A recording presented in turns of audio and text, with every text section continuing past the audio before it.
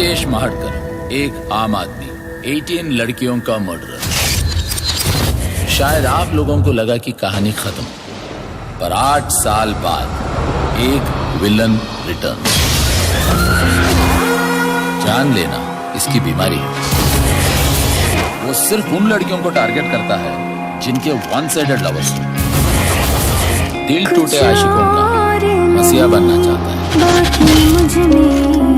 कुछ तो कनेक्शन है इन सब एक तरफा लव स्टोरीज में और उसकी लव स्टोरी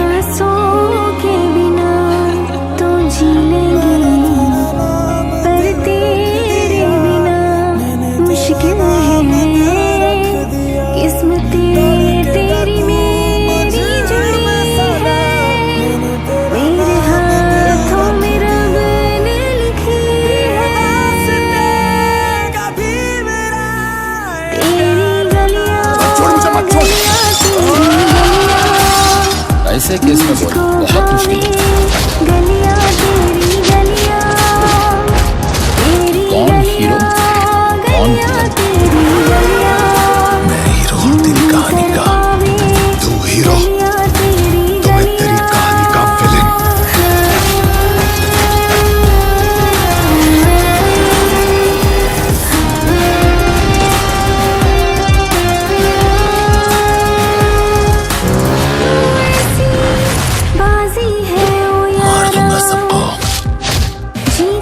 मर जाऊंगा, मारने पर मैं उठता रहूंगा आखिरी सांस तक।